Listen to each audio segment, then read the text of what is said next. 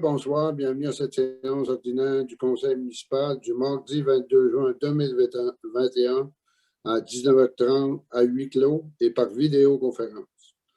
L'ordre du jour, point 1, inscription des présents. Point 2, lecture et adoption de l'ordre du jour. Point 3, rapport financier et rapport du vérificateur externe pour l'exercice terminé au 31 décembre 2020, dépôt. Point 4, vente de terrain, Océpneu, Havre-Saint-Pierre, autorisation. Point 5, alimentation électrique d'appui 1 et 3, réfection, mandat. Point 6, période de questions. Point 7, le lever de l'Assemblée. Donc, nous allons procéder aux présences, à l'inscription des présences. J'inviterai tous et chacun à se présenter.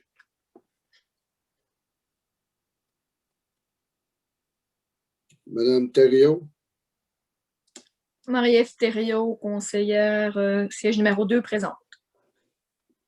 Jonathan Blais, conseiller au siège numéro 3, présent.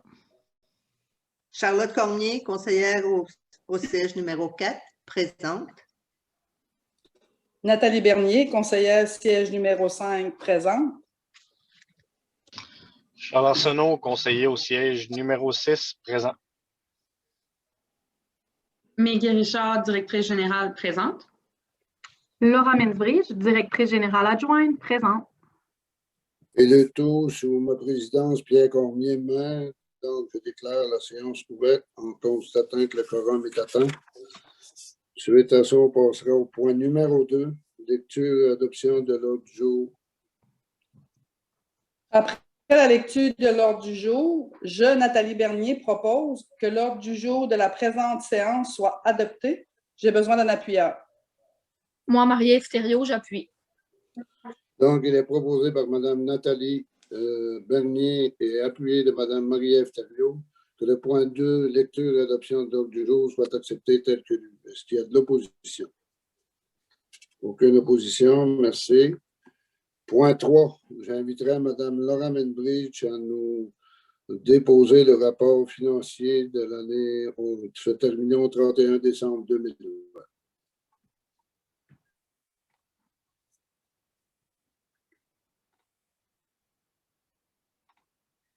Oui. Donc, pour les états financiers 2020, conformément à l'article 176.2.2 du Code municipal, la municipalité doit déposer son rapport financier au 31 décembre 2020.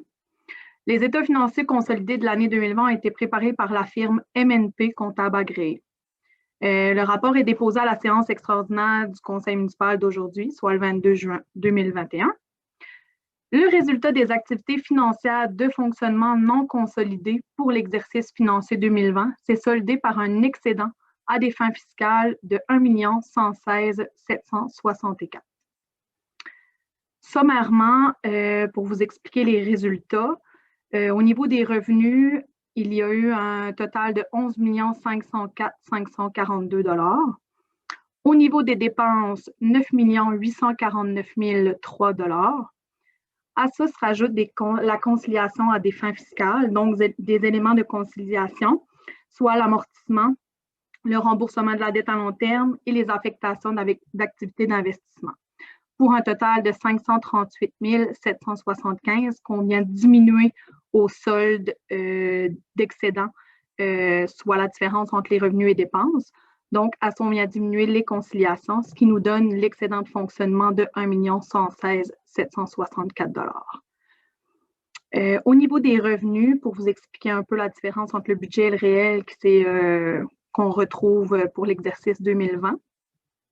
Au niveau des revenus de fonctionnement, au niveau des taxes, au budget, il y avait un montant de 5 340 783 pour un réel de 5 345 346.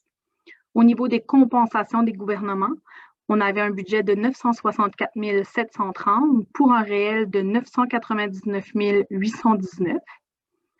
Au niveau des transferts de fonctionnement, on avait un budget de 1 018 424 pour un réel de 1 117 267.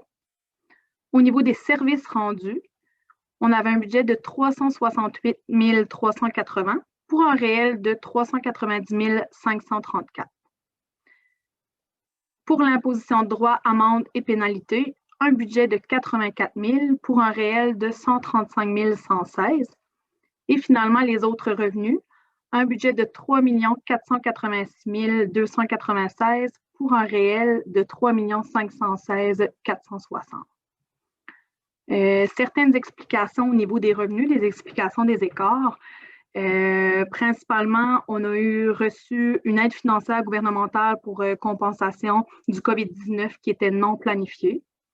Il y a eu des compensations supérieures provenant des compensations tenant lieu de taxes des gouvernements.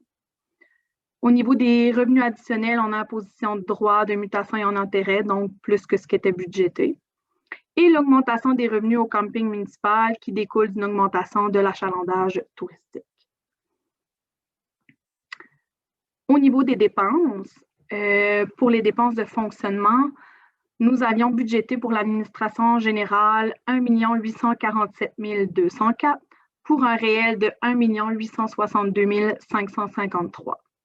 Au niveau de la sécurité publique, il y avait un budget de 752 799 pour un réel de 753 390. Pour le transport, donc travaux publics, un budget de 1 598 698 et un réel de 1 491 881.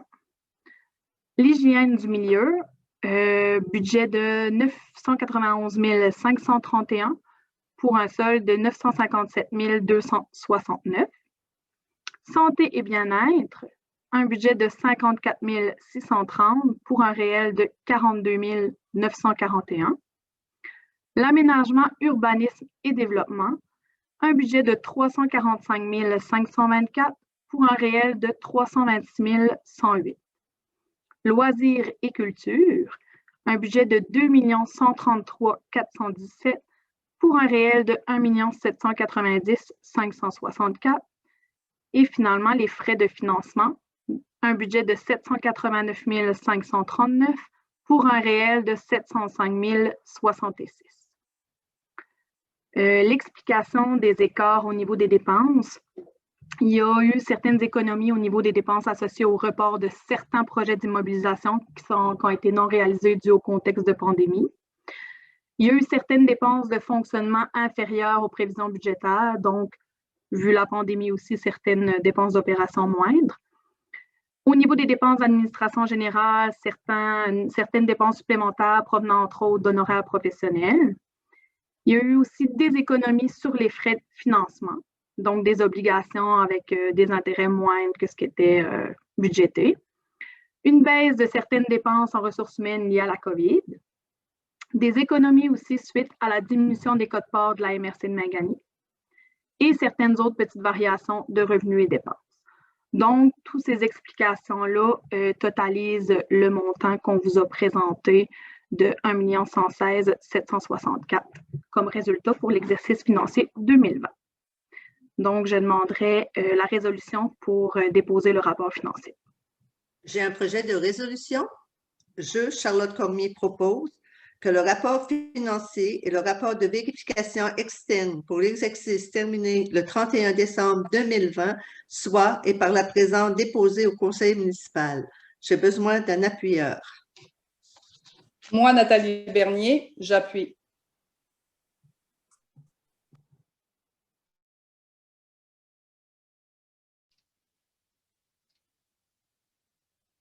Monsieur le maire, votre micro est éteint. Il est proposé par Mme Charlotte Cormier, appuyé de Mme Nathalie Bernier, que le point 3 du rapport financier et rapport de vérification externe pour l'exercice terminé au 31 décembre 2020 soit accepté tel que lu. Est-ce qu'il y a de l'opposition? Aucune opposition. Accepté à l'unanimité.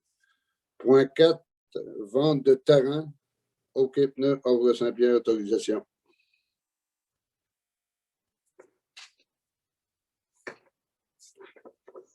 J'ai un projet de résolution.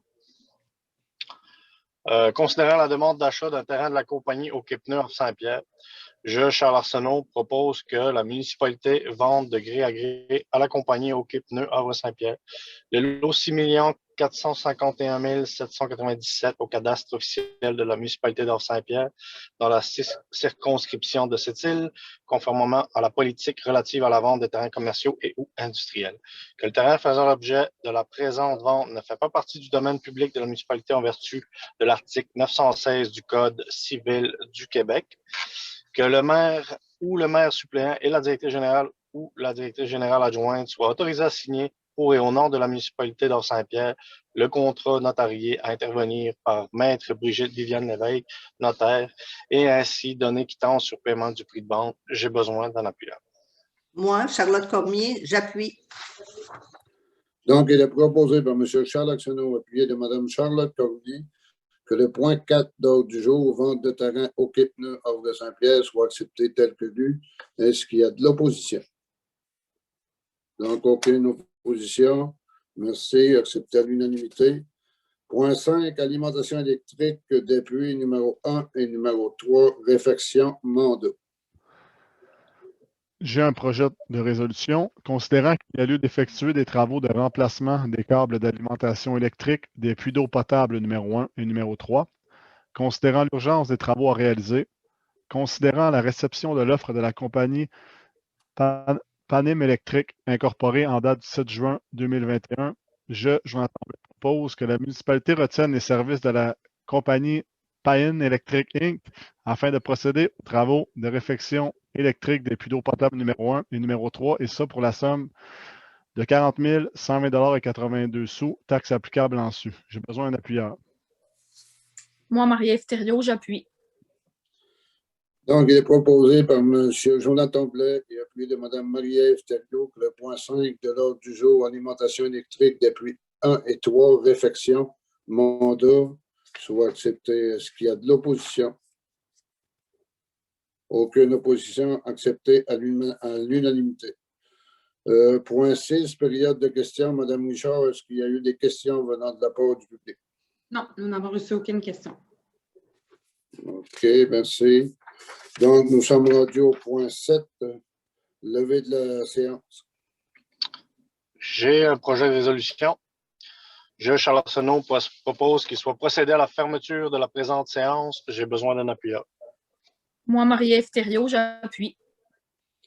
Donc, il est proposé par M. Charles Arsenault, appuyé de Mme Marie-Ève Thériault, que la séance du 22 juin 2021 soit terminée. Est-ce qu'il y a de l'opposition à ça?